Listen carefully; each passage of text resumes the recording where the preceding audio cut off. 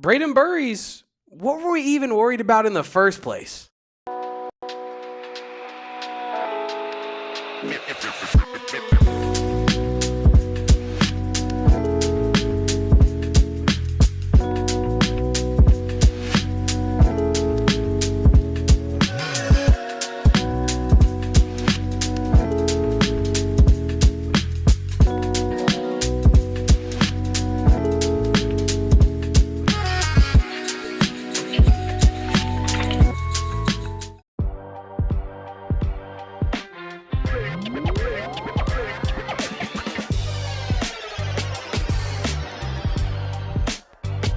Welcome on into the AZ Wildcats podcast, live from Studio K, presented by our friends over at Circle K. It is the AZ Wildcats podcast. I am Damon Fairall, Damon Dog. That is Kevin Thomas, otherwise known as Kevo Post. And we are excited to be talking about an Arizona Wildcats W tonight versus the Denver Pioneers, 103-73. Get that 30-point dub. Can't wait to talk about these freshman phenoms tonight, but also can't wait to talk about our presenting sponsors. That's right, plural, because we're moving on up in this world. Our presenting sponsors of Branded Bills and Captain Morgan. Shout out our friends over at Branded Bills. Of course, I'm always rocking Branded Bills on this podcast. Head on over to brandedbills.com, use promo code BBPHNX, and get 15% off your first order over at brandedbills.com. Also want to tell you guys about our new presenting sponsor, Captain Morgan, presented by Captain Morgan, and make sure not to miss the Captain Morgan ship while it's in Arizona from November 23rd to November 29th. Going to be a great time out there at the Captain Morgan ship, Kevin. But we also can't wait to just talk about what these Arizona Wildcats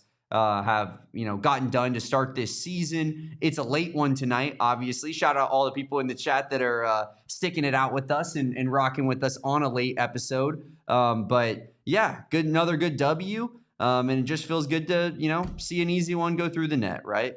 I'm pumped about this victory because it means you remain undefeated, 6-0 to start the non-conference. I'm seeing a lot of people overreact to a lot of teams, maybe some teams in the Big 12 that Arizona is going to have to face this year, saying, "Oh, I don't care about that team. Arizona has to beat that team now. They had a bad non-conference." Arizona last year in the non-conference did not perform very well. So I think that we all should be very happy that this version of the Arizona Wildcats have found their footing a lot earlier, albeit with maybe a lot more talent on this year's roster than maybe last year's.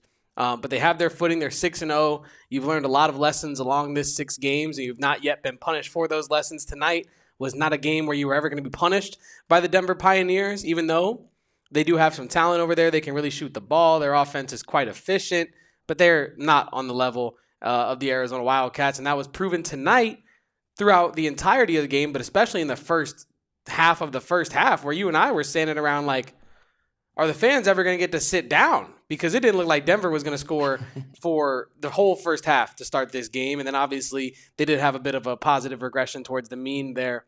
But yeah, shout out to everybody in the chat that is tapping in on a late night post game as Arizona gets it done against Denver. And Damon, I know where everybody probably wants to start this post game, and that is with Brayden Burries. Yeah, and I want to start this post game by this comment by Burries Muse. Late game post, Denver is commitment, boys, and no doubt about it. Same thing to all the fine people here in the chat that are rocking with us on a post game show after a late night tip off versus Denver. You guys deserve all the same respect. I mean, we're all in this together. This is an army that is only as strong as its weakest link, Kevin. And we are 300 strong. We are Sparta, and we will not be broken tonight. But of course, as basketball and football guy says in here, they probably could have won by 60 if they well and truly wanted to. But kind of took the foot off the gas pedal. We'll get a little bit probably into that. But let's start with Brayden Burries, his performance tonight, the way that he kind of picked things up. 20 points, 7 of 13 shooting, 3 for 6 from 3. Only 3 for 7 from the line, 7 boards. Thought he had some good rebounds tonight in particular. Some rebounds that were pretty physical for a guard. 4 assists, 2 turnovers, getting himself, I think, back over more assists than turnovers on the season with this performance. a block, and 2 steals in 27 minutes, a plus 23 in the box plus minus for the night. What did you see from Brayden Burries in particular that maybe, gave you a little bit of encouragement moving forward, Kevin? I saw him catch that body. That's for damn sure, as Burries Muse in the chat says. Warning, one dead body. Not safe for work, that Brayden Burries highlight. But I will say this, and this is something I'm going to have to maybe, send out to Burries Muse and say, hey, intelligent stat guy, you figure this out for me. But I can also go back into the history of the 6 games they played so far this year and figure it out. But I feel like Brayden Burries is kind of in these games where he, sees the end. Obviously, Florida, he didn't get to see the end of that game. Some of these higher profile games, he hasn't really played well for extended periods of them at all. But I think in some of these like lower level non-conference games, I feel like by the time he gets to the second half, he's been incredibly efficient in terms of field goal percent and turnovers. I think I'll have to go back and double check it. But tonight, for example, he was perfect from the field in the second half, 3 for 3, no turnovers, 3 assists, a rebound in 11 minutes of play. And in the first half of tonight, 13 points, 4 for 10 from the field, 3 for 7 from the free throw line, which is not, I think, a positive indicator for him, but nonetheless, 6 rebounds. And I think that is something that is a positive indicator for him. He's been one of Arizona's strongest rebounders from the guard position in terms of skill set, I think, all season. Now, you have not had the production to back that up, but I think which non-conference game was it? Was it I think it might have been one of the first non-conference games for Arizona this year. But he was Arizona's second highest rebounder behind Krivas in that game. So his previous high before this was 4 versus NAU. Then I don't know what I'm remembering. Maybe let me check those stats real quick. Either way, I do think Brayden Burries has a good nose for rebounds. Whether he gets the statistical things that I'm misremembering or not, I do think he has a nose for the rebound side of things. And I think that's incredible for him to be able to produce in that side of things if his shot is not falling, which tonight it kind of was. He started out the game pretty well. He had some shots that, like we've become accustomed to with Brayden Burries, maybe should go in, but they just kind of go in and out. And overall, happy with Brayden Burries tonight. And I'm glad that we can be talking about a positive Brayden Burries performance as opposed to he didn't ball out against Denver. What's he going to do against Auburn and Alabama? But like people in the comments are saying, happy that he's building confidence. I mean, I think that dunk is going to go a long way towards building confidence for him as well. I know it sounds silly, but I think that's real. He hasn't really had his highlight moment so far this year. All the other freshmen pretty much have. And I think that for him to be able to do that, and as Carter Bryant said in his sideline interview that we're going to get to later, he just has to stick with it. And I think him having this kind of performance against Denver is an indication that he is just sticking with it. And as Carl said in the chat, it did feel like the team was deliberately focused on getting Brayden Burries going tonight. And that is smart of them to do, as he has been one of the guys that you absolutely need to get going if you're going to reach your ceiling for this basketball team, right? Yeah, no doubt about it. I think, you see that post-game celebration afterwards, the interview of Brayden Burries, and that's something to me that I think is important, right? We've noted on this show how even when Brayden Burries has been struggling, it's not in the way that I think a typical 5-star top 10 recruit freshman would look, right? He's not moping, he's not putting his head down, he's not pouting, he's happy that his team is winning, and he's almost the first guy standing behind a post-game interview huddle, supporting his teammates with a big giant smile on his face, even when he has himself a bad night.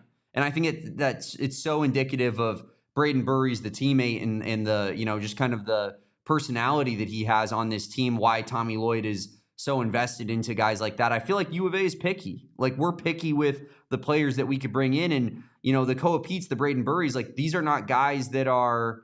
They're not mopey, pouty, all about me type of 5-star freshmen. They want to win basketball games. And then when Brayden Burries has his performance tonight, his teammates reciprocate that love in the post-game, interview and just hype him up. I love to see that personally. I think that Brayden Burries deserves that after kind of, as Burries Muse says, being the king of pro body language here. Even when he hasn't been necessarily playing the best basketball. Maybe that's reading a little bit too much into it, but I just think that just goes to show that the team is all about, celebrating each other's performances, uplifting each other, and not necessarily caring about what their own personal statistics are when the night's said and done. Yeah, and to underscore your point, maybe I missed it because you and I were doing our post-show preparation or post-game preparation for this post-game show during Brayden Burries' sideline interview after the game. But it's all in what he had to say right there in terms of his mindset. I think you hear a lot of five-star freshmen that have struggled. Like, they get asked the question of, did it just feel good to have a game where you looked kind of like yourself out there? And they're going to say, yeah, it felt good to see a couple go down and help contribute towards a win, but it just felt good to get my shot going and get confident again and blah, blah, blah, blah, blah about them. But when Brayden Burries was asked about how good the win felt, he was kind of like, well, I haven't been playing up to my par, but it's all about getting the win. It's all about helping this team get to our ultimate goal, right? He's continuing to talk about ultimate goal, and I think that is what we're talking about with the body language. Is Brayden Burries knows he's a talent. Brayden Burries knows he can do this. It's a matter of sticking with it and learning and evolving to a point where you can showcase that on that stage. And Arizona, meanwhile, is 6-0 and has a chance to really have a special season right now with Brayden Burries on the roster, and he understands that, it seems. And so all his job is to show up every day, put in the work, try to learn, try to get better with all the live reps that you're getting. And by the end of the season, maybe look the way that we all thought you would look earlier on in the year. And I think that's totally fine because of the way Arizona started this year. And we mentioned he balled out tonight, but he was not our only player that balled out tonight. We're going to get to Ivan Kharchenkov in a second. But first, let's talk about king of the court, none other than Brayden Burries. 20 points tonight for the freshman, 7 boards, 4 assists, 3 stocks, and 2 turnovers. Nice to see him keep that turnover number down. 2 personal fouls as well. And I think for a guy that fouled out against Florida, it's good to keep in mind that he, has been playing more disciplined on that end, it seems, as well. So our king of the court tonight, none other than 5-star freshman Brayden Burries.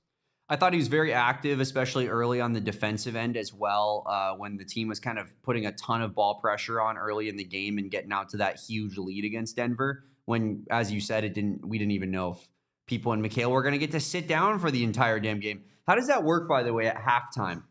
Do you get to sit down at halftime, or do you have to keep standing if they have 0 points at halftime?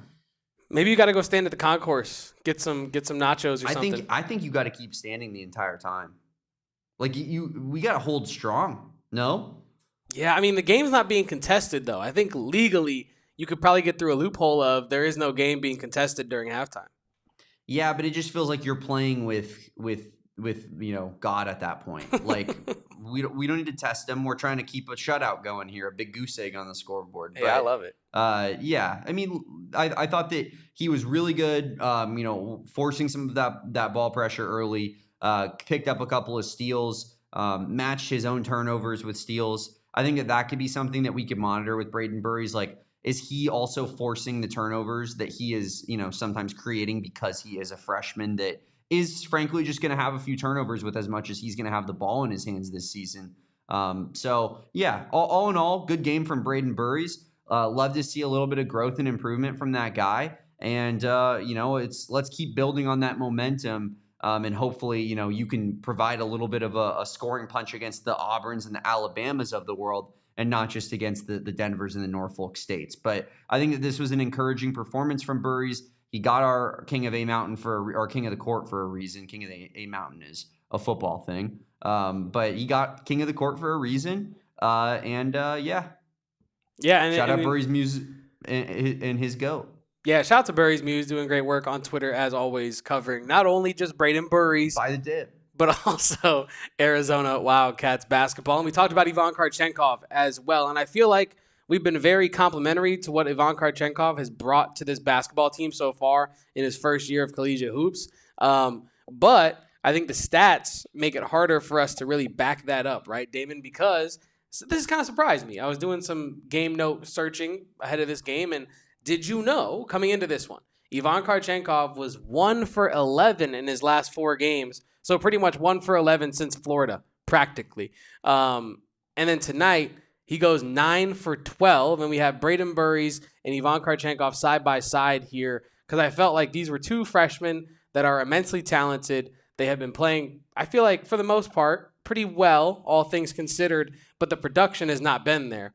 Brayden Burries, he gets it done tonight. Ivan Kharchenkov, he gets it done tonight. 20 points, 9 for 12 from the field, 5 boards, 3 assists, no turnovers for Kharchenkov, 3 steals for Kharchenkov as well in this one. And I really want to highlight that 9 for 12 because it feels like, Damon, this is something you and I have spoken about. All of Ivan Kharchenkov's shots are good shots, it feels like. Yeah. Obviously, no one's perfect, but it feels like the vast majority of his shots are smart within the offense. He's open. He should take those. Rhythm threes. Yes. Like can layups at the rim, right? Like he's trying to take very high percentage looks. I agree with you.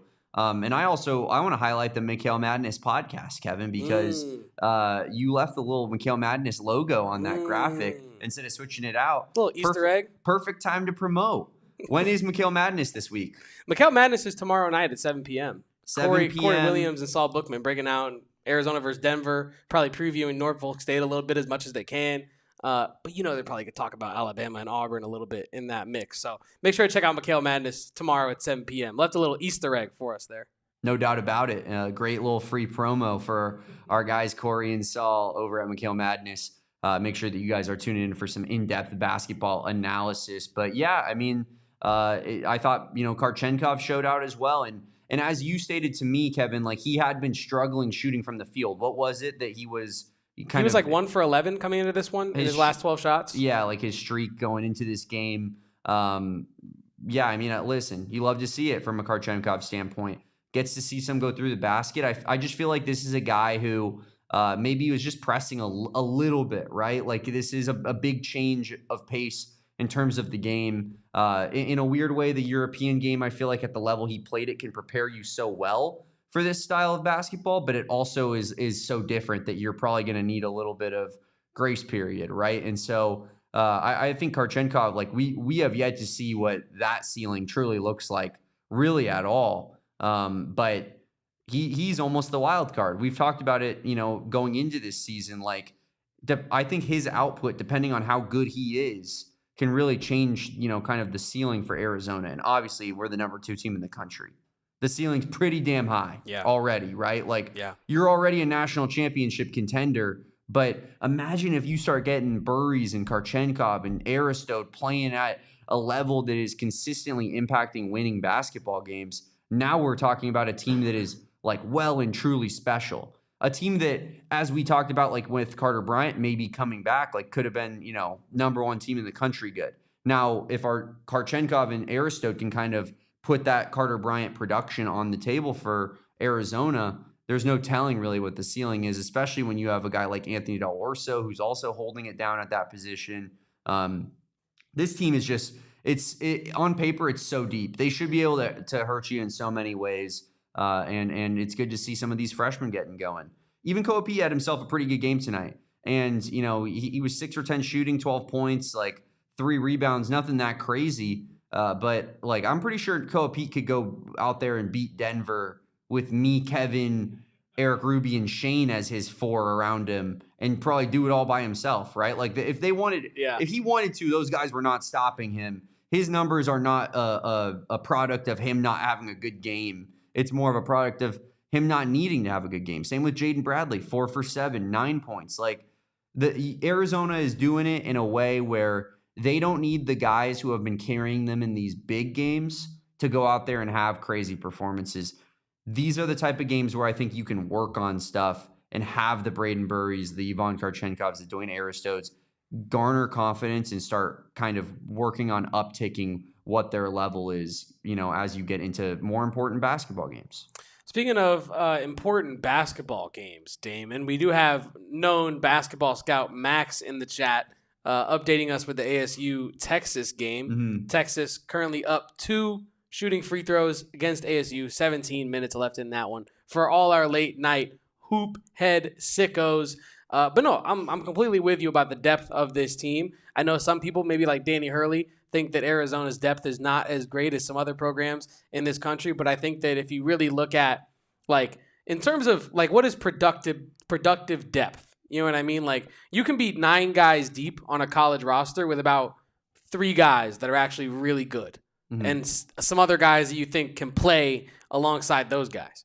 Arizona is, how good are they deep wise? Like, you got Pete, Bradley, Burries, Krivas, Awaka, ADO, Aristode. Well, I guess Aristode's a little green yet still. Kharchenkov, like they're seven deep already of legitimate like starter quality guys for any program across the country. I don't think that a lot of programs can say that for their depth. I think a lot of programs are having depth that is guys stepping up, playing really well. And as Kobe says, productive depth is how many dudes are you comfortable playing in March? Arizona is going to have a lot more of those guys come April, come March than some of these other programs. Because I think what we're seeing, or what you always see, is the rotation starts out pretty open to start the year. And then by the time it gets to real money time in March, that rotation gets cut down by 2-3 guys. You know what I mean? And Arizona's in a situation where, yeah, they're going to have to cut down their rotation a little bit, but you're going to have to make real choices. Like, you're going to have to, by the time the season is wrapping up in March and stuff, you're going to have to see where Aristode is at in terms of his time. Like, how much are you going to split Kharchenkov and Aristode out there? Is Kharchenkov just an absolute dog, sleeper agent? You know what I mean? By the time March comes around? Or is Dwayne Aristode, got that rust shaken off of him? Does he look like the guy that we thought he could look like in the non-conference so far for Arizona? But he hasn't looked that way. I think Arizona's going to have like so many hands, specifically at the wing position, that they're going to have to make some really tough choices, and other teams are not in that same position. But it is good to see guys like Ivan Kharchenkov, who we feel like take a lot of good shots, just have those fall tonight, right? You think Kharchenkov's rope-a-doping us? Just trying to, get you into the corner and just dodge a few punches here and there? I mean, look. Knock you out? I think Kharchenkov's one of those guys where, and I almost said this earlier, but I don't know how full-heartedly I feel this way, but it feels like he's either going to have a night where he shoots damn near perfect, or he's going to have a night where he goes like 1 for 5 with a bunch of free throws and a bunch of rebounds and a bunch of like positive plays on the margin. Because I don't think that Ivan Kharchenkov is a guy that like isn't going super hard every night. I think Ivan Kharchenkov is a guy that, like I said, he's kind of like a sleeper agent. You put him out there, play basketball, kill opponent, and then go to sleep. And I think that's kind of like how Ivan Kharchenkov is wired. And honestly, it kind of just bleeds into the way we're talking about Arizona recruiting guys that have a good head on their shoulders. Arizona's recruiting guys that have high basketball IQ and understand the moment and understand what each game means to the whole of your overall goal of winning a national championship. So whether he's rope-a-doping or not, I do think he's going to be able to step up when you need him most.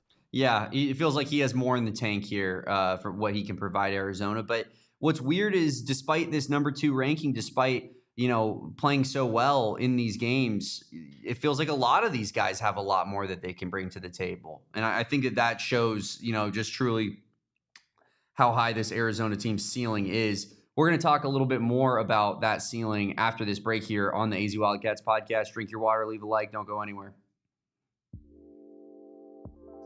Do not go anywhere unless you are going to be going to the husband and wife law team. Now, the husband and wife law team, they have been in this state, in the freedom state, in the valley, whatever you want to call it, for as long as I can remember, because I've been hearing this number for so long. 602-783-8841. That's 602-783-8841.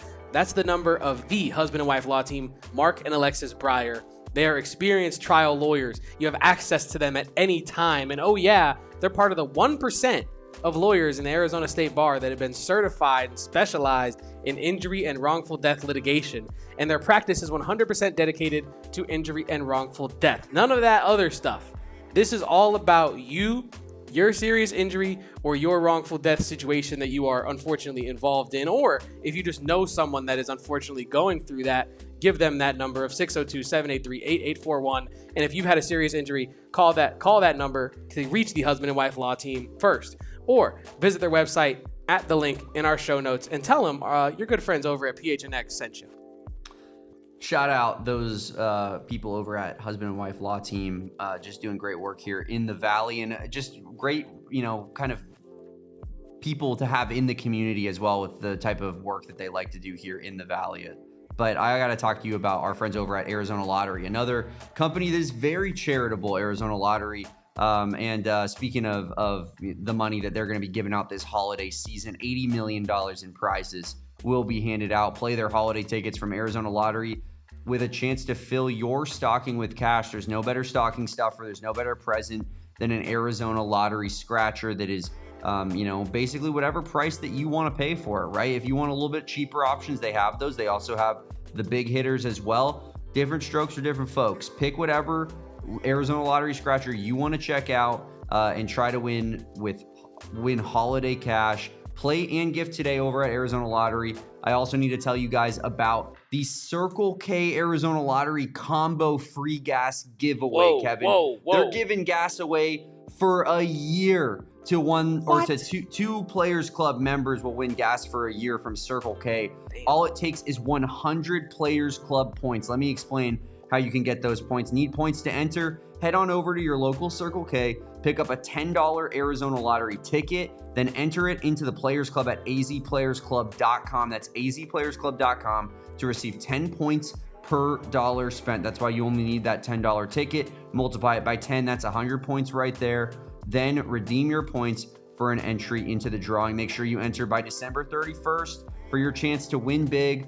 Guys, free gas for a year. Nothing like it. Get in on that now. azplayersclub.com to enter those points, but you got to get that $10 Arizona Lottery ticket at Circle K first. So make sure that you guys head on over to a Circle K location and start getting those Arizona Lottery holiday scratchers now.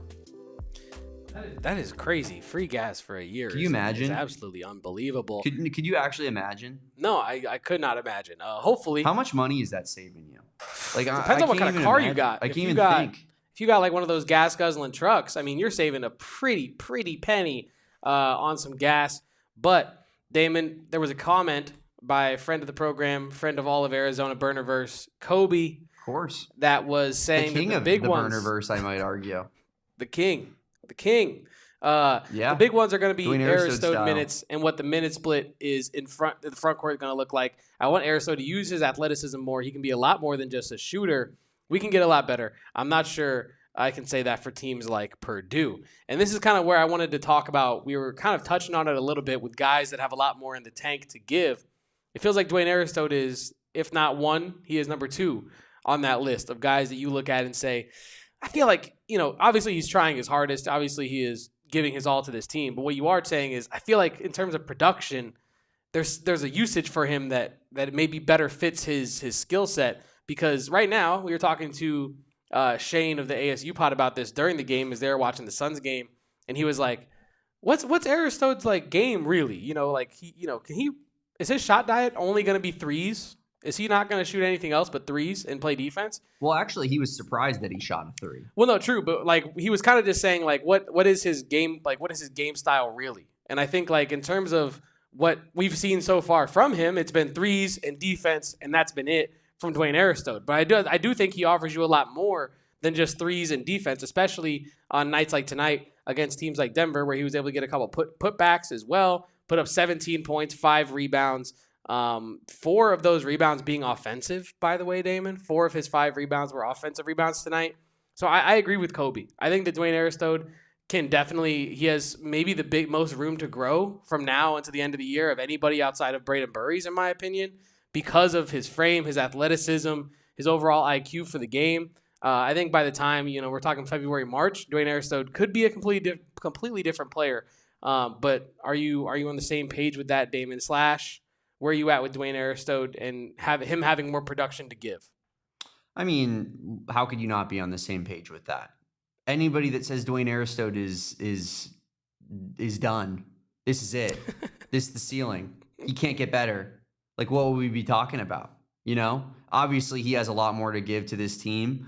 Hasn't been the brightest of starts necessarily. It's been a little bit inconsistent up and down, especially from a minutes standpoint, right? Like when it comes to, the games that are the bigger games on Arizona's schedule thus far, he has played very sparingly.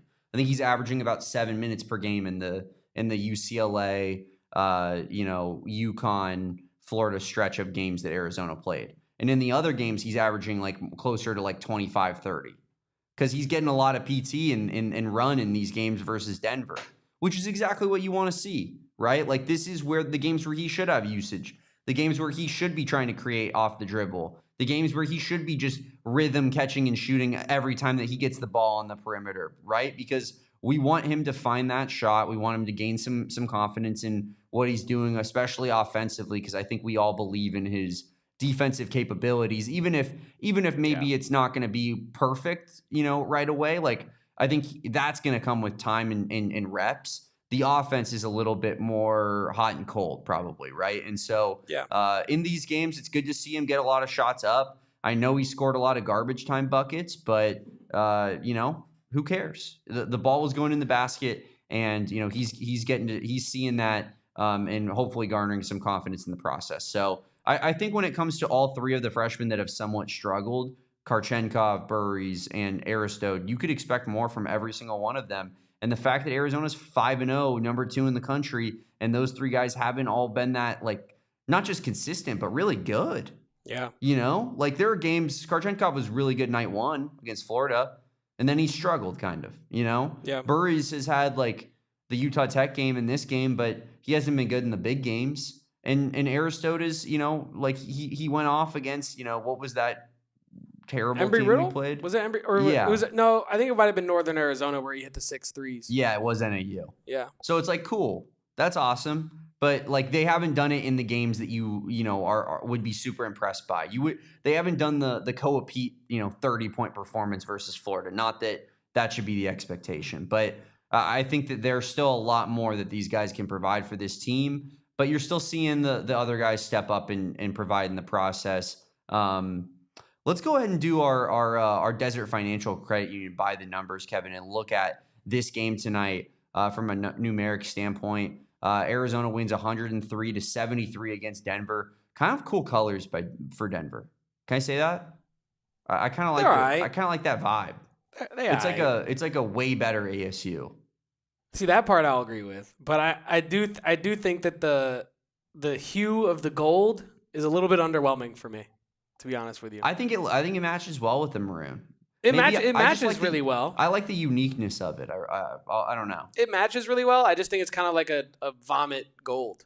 It's not really like a regal shining gold. It's like a tarnished gold, rusty gold. It's pioneer gold, buddy, and that's what we wore on. That's what we wore on our jackets when we made it out west. But Arizona 57% from the field goal percentage standpoint, 40% for Denver, 43-38 3-point percentage. Arizona 12 of 28 from 3 tonight. Kevin, a big uptick in the threes tonight. Kevin, 50 rebounds to 29, not surprising whatsoever. 14 turnovers to 15. That really, really tightened up as the game got into the second half. Kind of shows Arizona's lackadaisicalness, I think, in the second half, and why this game ended up being, so wasn't the first half and the second. Yeah, 45-47. Arizona won the second half. So definitely a lot closer. And then Arizona doubled up Denver in assists tonight. So I think numbers that you would about expect. The turnovers make sense when you consider that the second half was essentially a tie. Yeah, no, I'm with you. And I'm also with AZ Cast G that says Pioneer Gold. It's what built America. But, I think when I'm looking at the numbers from this game, Damon, you mentioned the rebounding. You mentioned the turnovers from Arizona in the second half as well. I want to give a shout out to the statistic of, drum roll please while I find it again, points in the paint in this one, where Arizona outscored Denver 50-22 in points in the paint. And this is something you mentioned to me during the game of just Denver has no one that is built in any way to guard Tobe Awaka, Mo Krivas, and or Koa Peat. I think it was maybe the first, second, or third possession of the game where Koa Peat's transition running, and he doesn't really have an angle to the basket. He drops his shoulder. The Denver defender, I think, flew about 50 yards in the opposite direction. He was not equipped to take Koa Peat's force from full court speed. So that's kind of what underlines this game. And you mentioned the statistic of three-point shooting. Yes, they did have a big uptick in their threes today. 28 attempts. They had 12 makes, as you already brought up. They did score 103 points in a 30-point victory against Denver, who, hey, they can shoot the ball a little bit, but they cannot defend at anything at all. And yeah, Kobe said it well in the chat. There were questions on the test that Denver either did not have the access to a subscription service to study for, which means NIL, or they just did not have the answers in general, which was the case tonight. And I wanted to mention something in relation to the freshmen, Damon, that you touched on specifically, where they might not have had their best games this season in terms of a scoring perspective very consistently, and that also goes for Koa Peat, right, who put up 7 against UCLA. But I think what's important for these Arizona freshmen is that We've seen them struggle at points this season so far, but they have impacted winning on the margins in every game. And we said it about Brayden Burries, about his body language, but it goes for Koa Peat, it goes for Ivan Kharchenkov, it goes for Dwayne Aristode, it goes for any freshman getting in and getting PT this year for Arizona. If you're going to be out there and you're going to be learning on the job, you have to impact winning in other ways besides scoring, right? If you're going to have an off night like Koa Peat did against UCLA offensively, where you only get up 5 shots in total, you're going to have to impact the game, which Koa Peat was able to do. Now, that was not his prettiest game at all. He had 6 turnovers. But you understand what I'm getting at here, right? With like Brayden Burries, Ivan Kharchenkov, they've been impacting the game in other ways.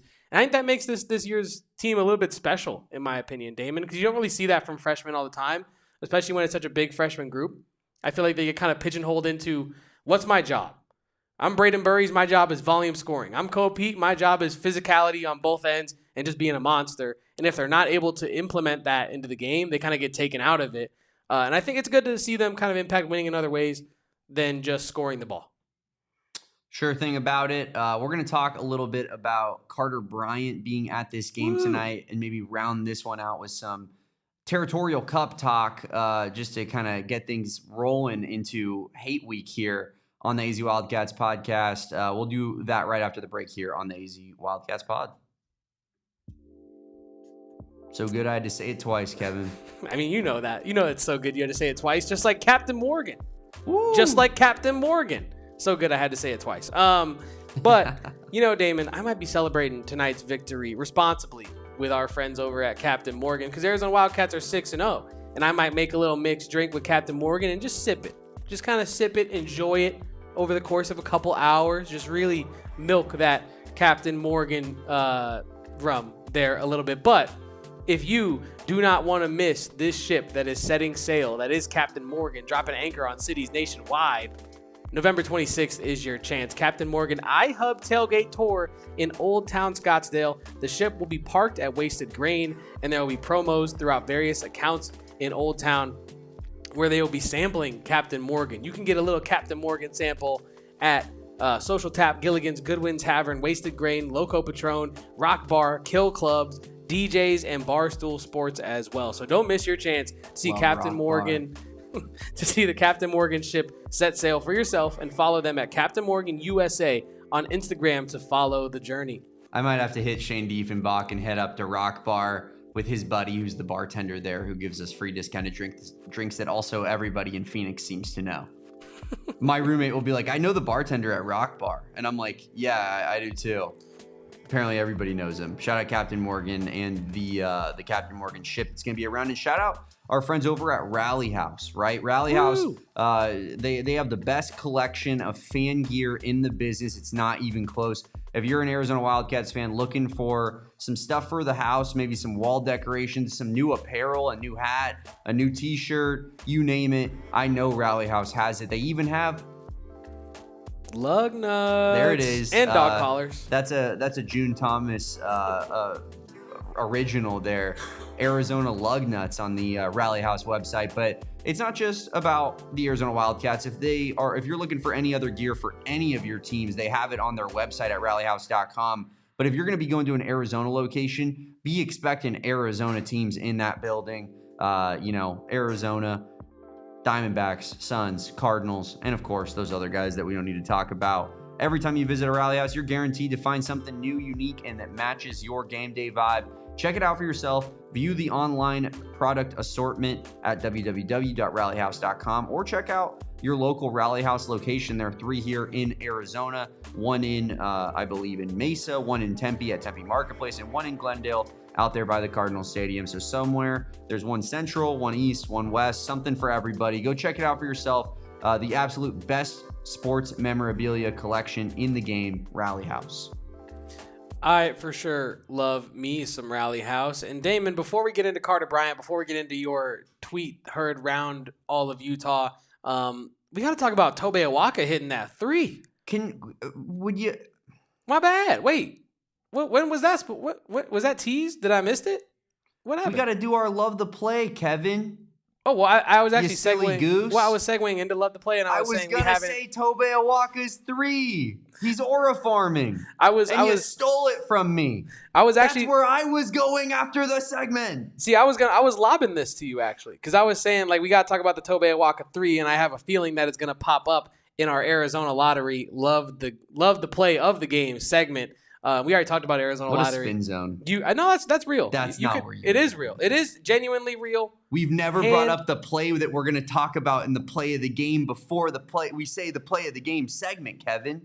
I mean, you're doing the Wilbon thing to me. Just because it's never happened before, it doesn't mean that you can't be surprised by it, Damon. But look, we are talking about as Kevin is with every college basketball score. Hey, dude, do you see the Rio Green Valley score tonight? That was really close. Yeah, I watched the freaking game, dude.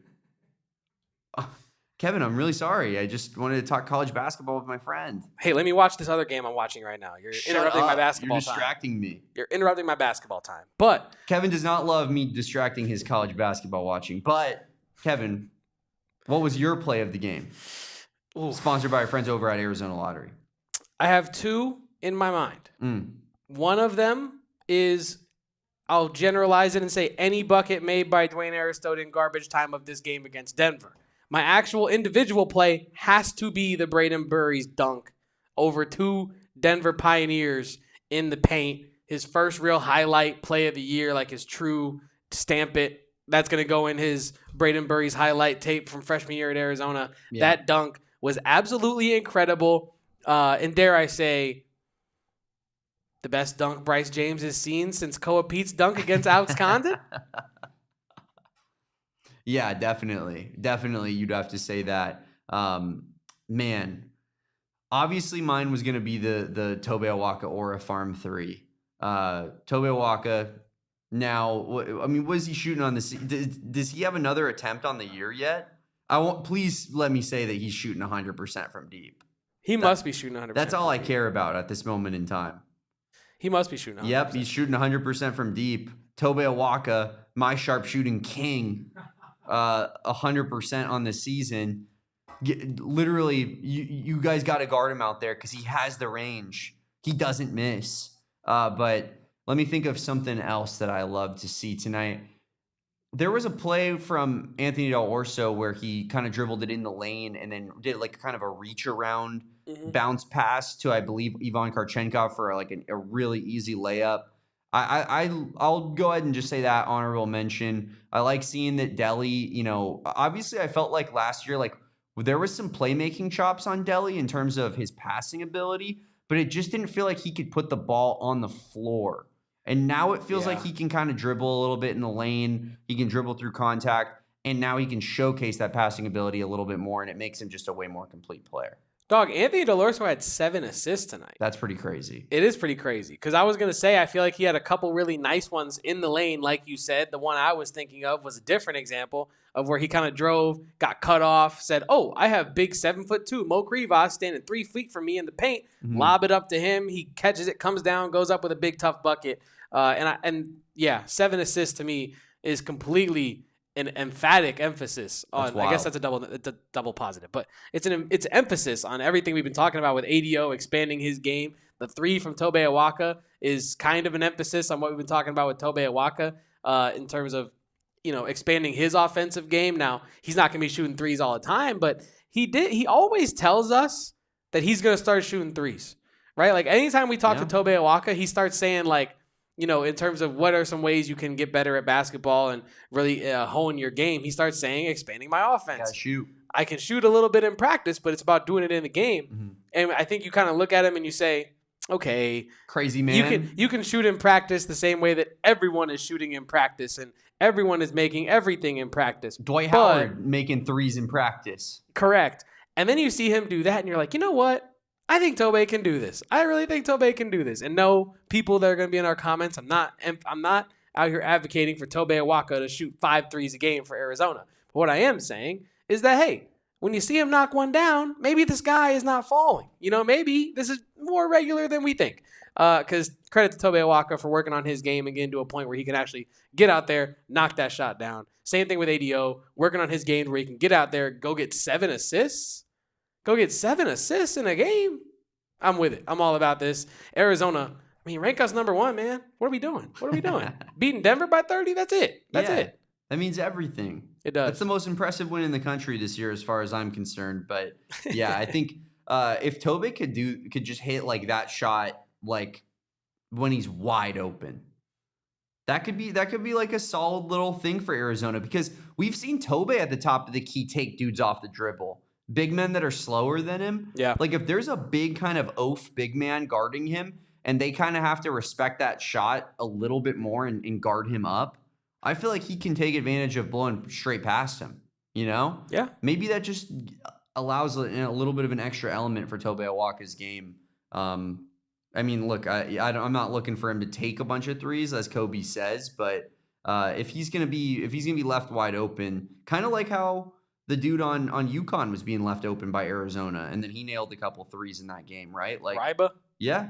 If they're going to guard you like that, I don't mind you taking a rhythm shot, you know? So we'll see what this means for the rest of the season here. ASU is in a dogfight with Texas. Yeah, 69-65. Texas is up right now. I mean, I don't think Texas is supposed to be like insane this year, but like they should be able to beat ASU pretty easily. Yeah, I mean, Sean Miller versus Bobby Hurley. We've seen this movie before, right? I mean, Sean Miller owned Bobby Hurley. Yeah, I'm saying we've seen this movie before. So hopefully that is the case. And Mo Odom has 22. Yeah, he shot 13 free throws. Yeah, he just missed one. Unwatchable ball.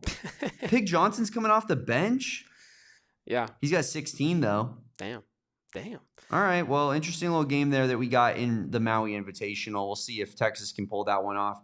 Need it for the parlay. But the Stars were out tonight in Tucson, Kevin. We had our good friend Carter Bryant in attendance for the game. He brought Dylan Harper, his teammate on the Spurs, out. I believe that makes Dylan Harper an honorary Wildcat. I think we can claim Dylan Harper from now on. Number 2 pick. Arizona Wildcat. He clearly regrets going to Rutgers. He clearly says, "Oh, I want to go to Arizona." I made a big mistake. I'm sorry, Tommy. I'm pretty sure Carter, Caleb, Jaden. Could you imagine that team? Oh my god. Pretty sure that's exactly how it went. No joke. Arizona actually just needed a little bit more scoring punch. I feel like last season. You know how nuts that would have been. But Arizona with Dylan Harper would have won it all. They would have won it all. But I mean, I great to have Carter out there tonight. And just, always great to hear Carter speak about, Arizona and what this university means to him, what this basketball program means to him, because I feel like he is so genuine in the way that he speaks. And, even though he was only here for a year, and it was, I think people might have expected a little bit more, might have expected a second season of Carter Bryant, especially with how highly he speaks of Tucson and the university and everything. Like, he is a Wildcat for life in every sense of the word, and just how he operates and how he represents this university. Let's hear Mackenzie Hamilton's interview that Arizona Athletics did with Carter Bryant sideline at McKale Center tonight. Carter Bryant, welcome home to McKale. You guys were up in Phoenix playing the Suns last night. Why was it important for you to come down to Tucson to watch this game?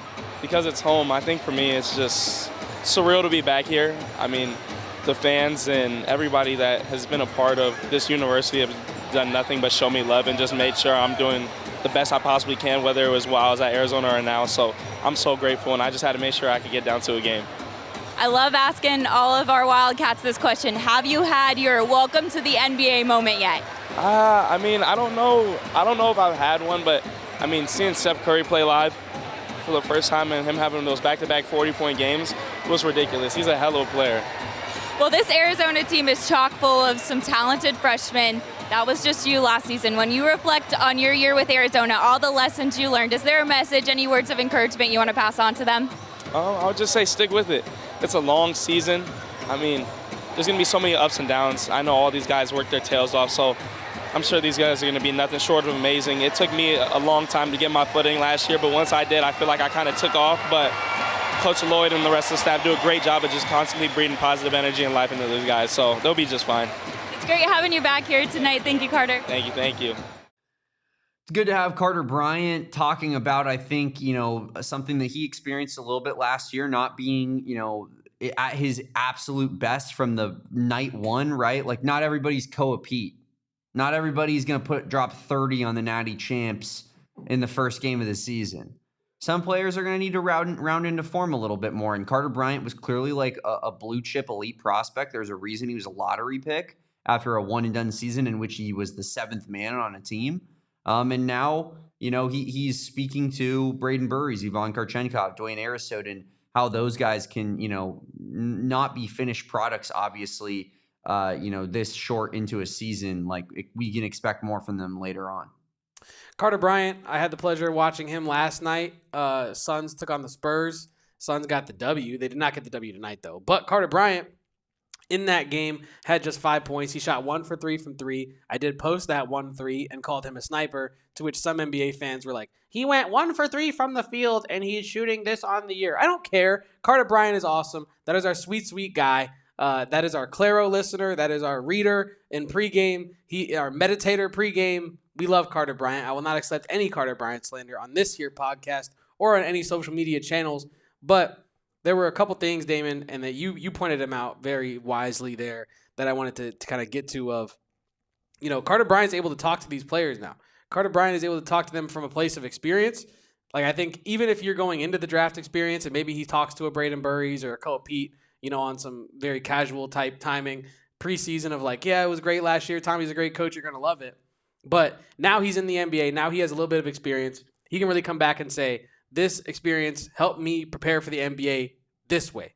I've learned this at Arizona. I experienced that during my time at Arizona. I think him telling the freshmen to kind of stick with it, I referenced it earlier on the podcast, it's huge, right? Because that is exactly what Carter Bryant had to do last year. A guy that everybody, literally you, me, everybody outside of Trey Townsend's family was saying, yo, Carter Bryant needs more minutes. You got to get Carter Bryant out there. He's talented. That guy is league. Give him time and he will grow into the sweet, sweet Carter Bryant we know he can be. But he was not quite there, and it sounds like he understands that. And it sounds like he stuck with it, and then he went in the lottery. And I think Arizona has a couple freshmen this year that are in that same spot, where if they stick with it, you don't know where they can end up in this year's draft.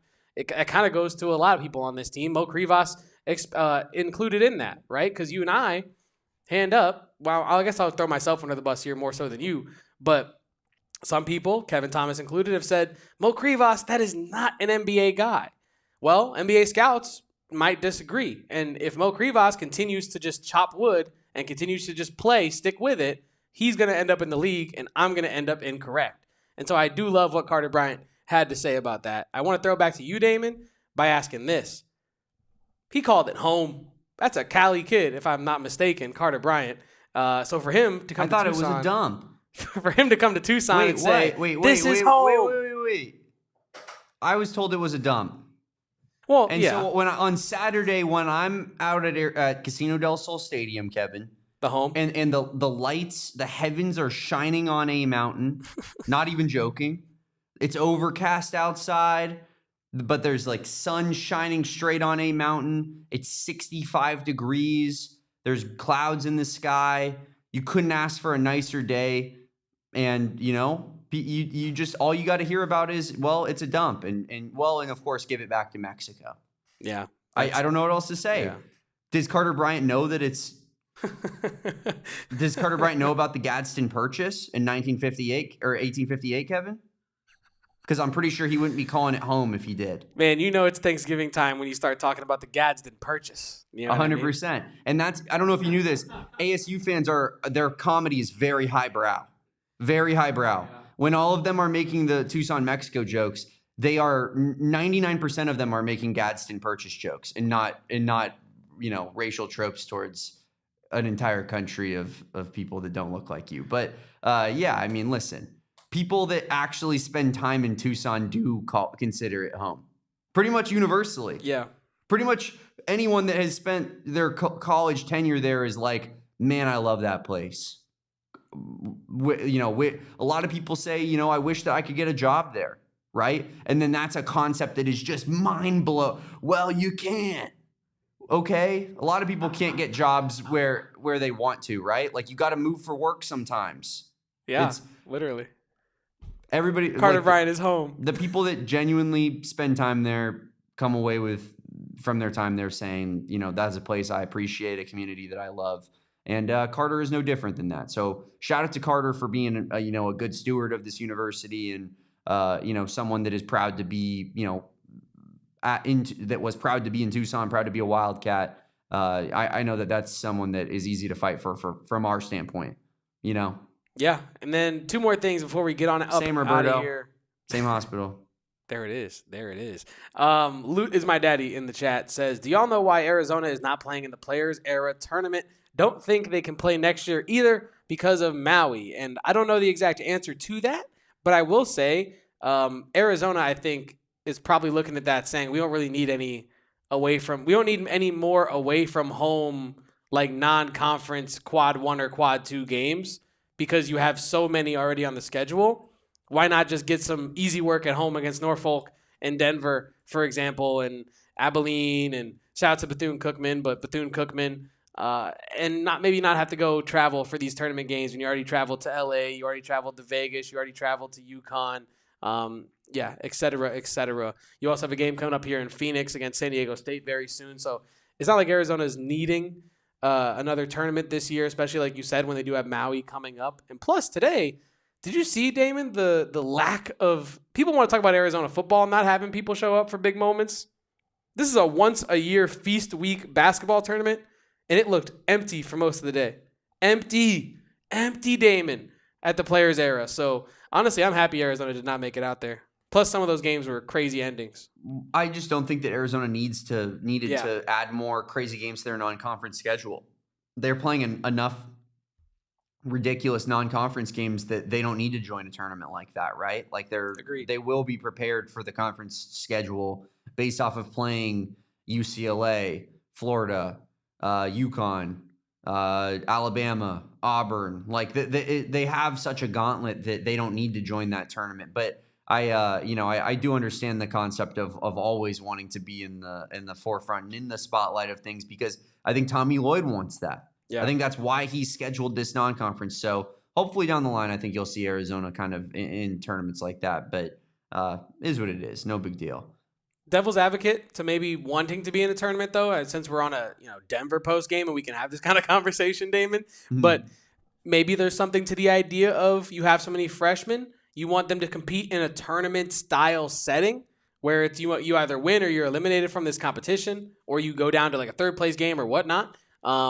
I think that's useful when you have a bunch of freshmen getting so many minutes to have a tournament set situation where you're competing to win something within the season. I think that could be useful as well. But I'm with you. You don't need it. It's not necessary. You have so many loaded games in this non-conference, especially loaded games away from home, right? So you don't necessarily need to prove nothing if you're Arizona. Yeah, no doubt about it. Let's hit this final ad break on the AZ Wildcats pod, and we'll round out with a little bit of football talk.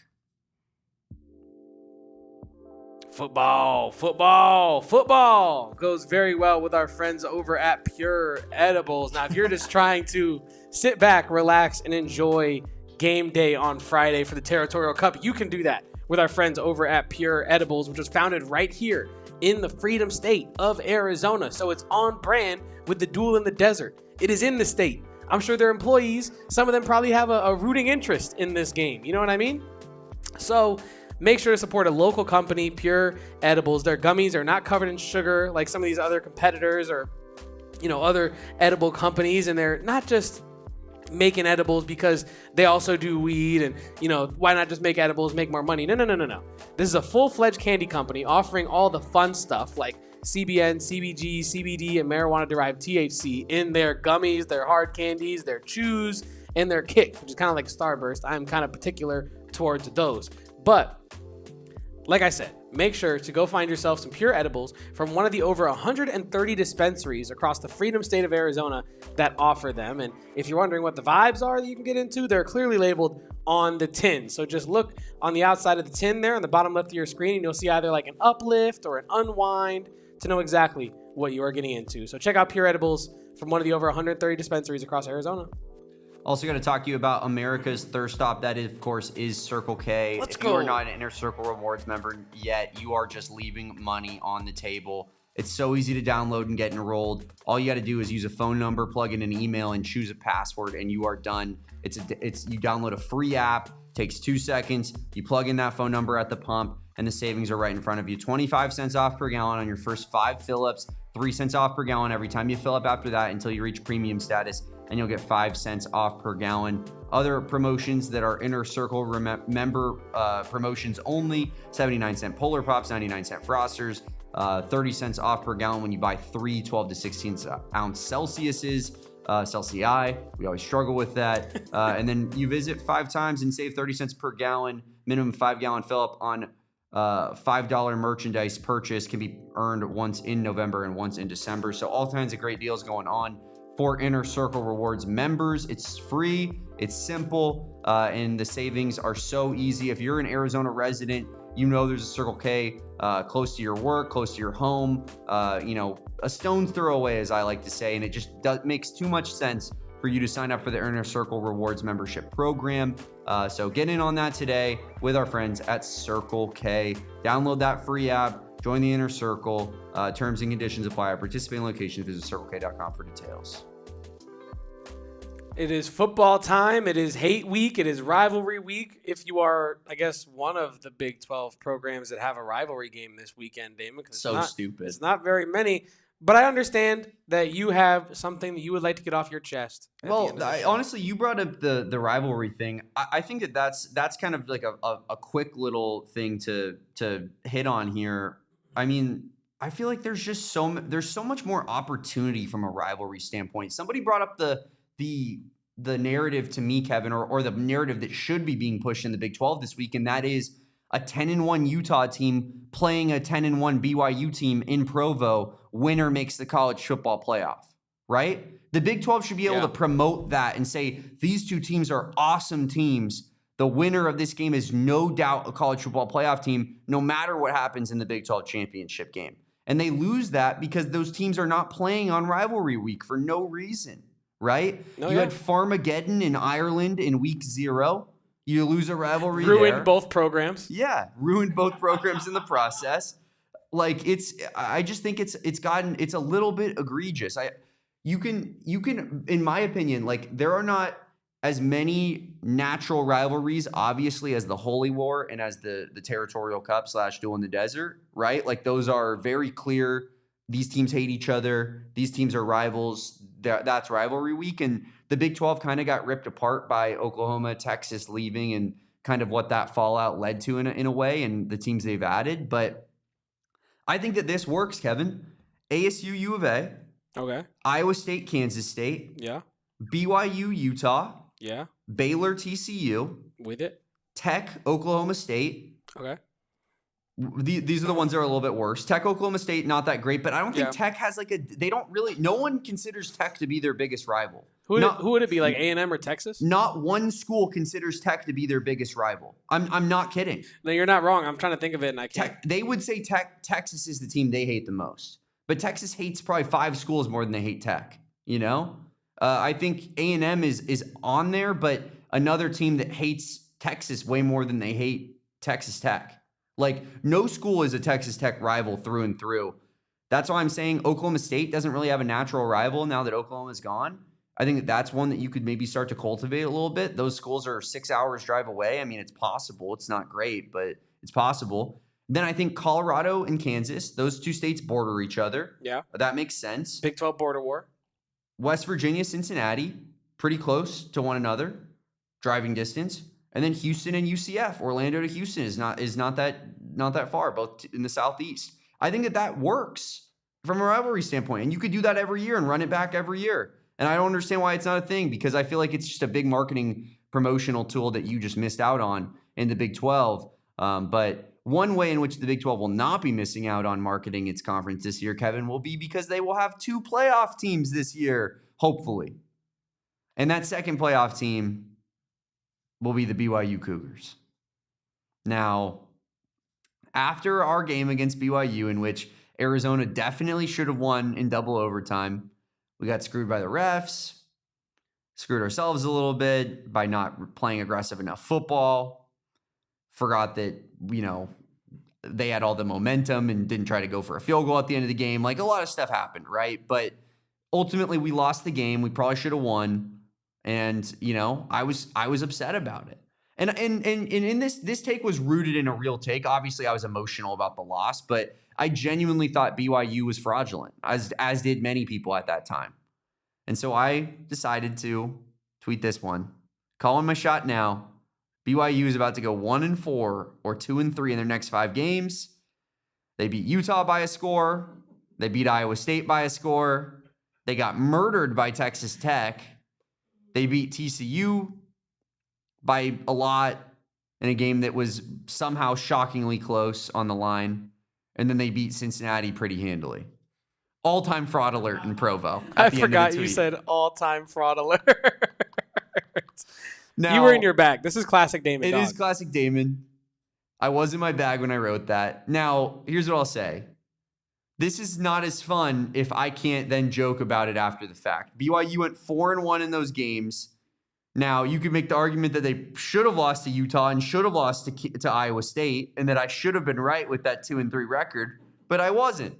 So I'm going to wear it. BYU Nation, you guys win. I apologize. And I also will say I appreciate the way in which that they are handling this, Kevin. BYU fans want me to admit that I'm wrong, but then when I do so, they're telling me like, all right, man, you're cool with us.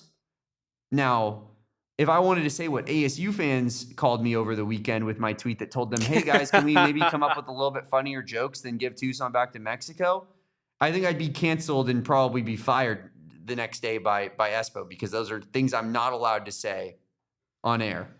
Yeah. But I appreciate the BYU fans for not taking things too seriously and realizing that clearly I was joking with the all-time fraud alert in Provo. And then now I get to be the fraud and I get to wear it.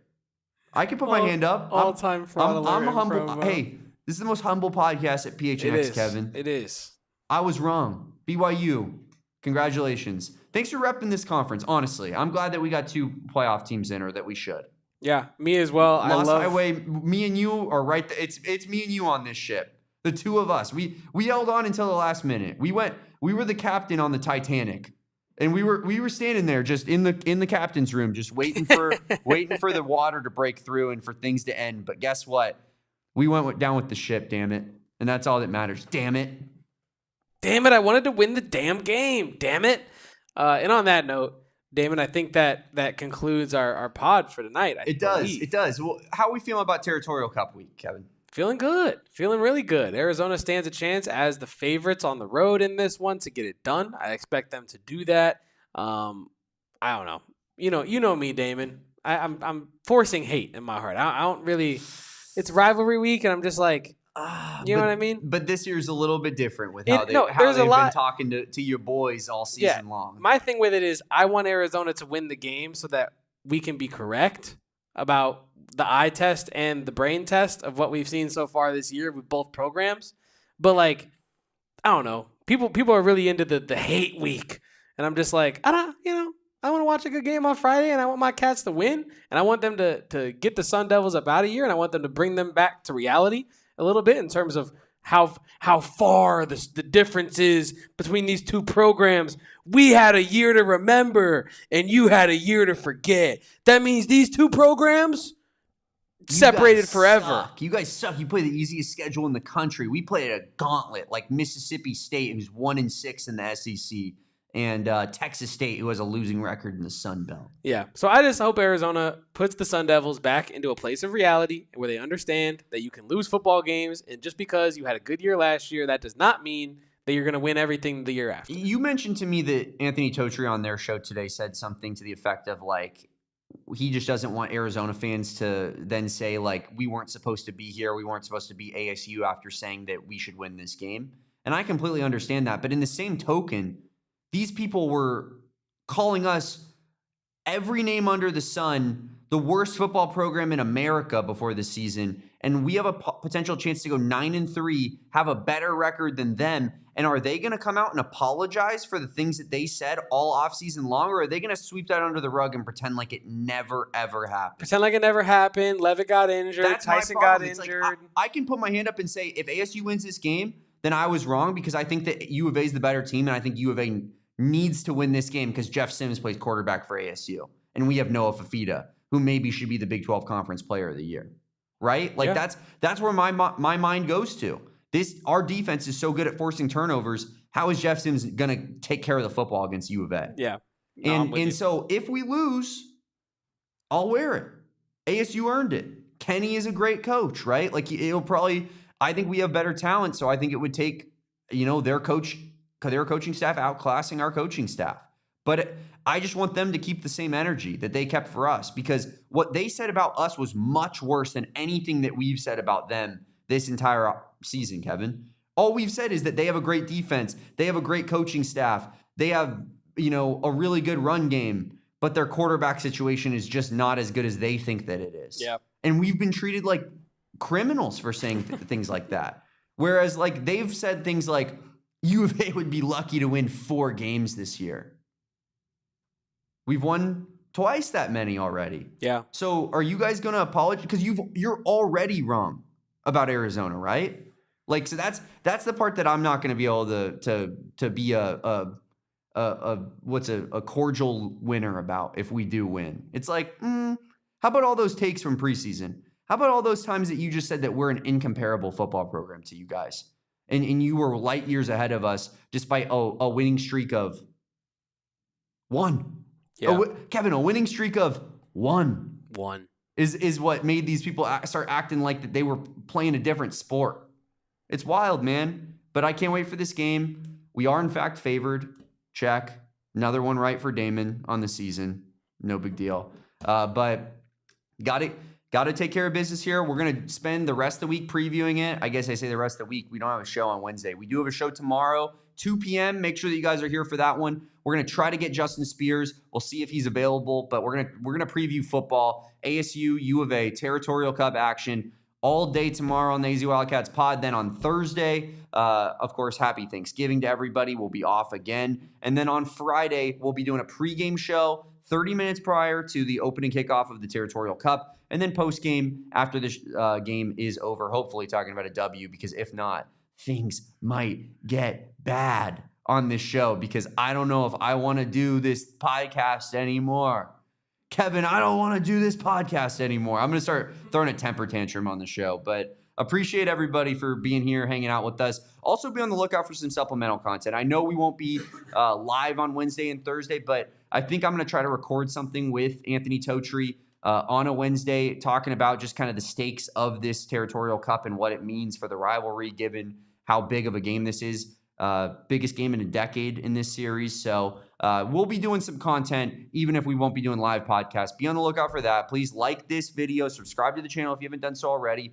Follow my guy Kevin at KevoPost. Follow me at Damon Dog, that's the AWG, and follow us at PHNX_Wildcats on all socials except for TikTok. We're at AZ Wildcats Pod. Appreciate everybody for hanging out with us tonight on a late post-game edition. Arizona beating the garbage out of Denver by 30 points tonight. 30 burger and freshman picking it up in the process here. Happy Thanksgiving to everybody who celebrates. Hopefully we talk to you later on tomorrow and throughout the rest of this week. But if not, shout out to you guys. And we are thankful for all of you that hang out with us all the time. Love you guys so much. Appreciate you. From Damon, from Kevin. We'll catch you tomorrow at 2 p.m. Until then, peace out. Bear down. And go Cats. Carter Bryant, welcome home, big fella.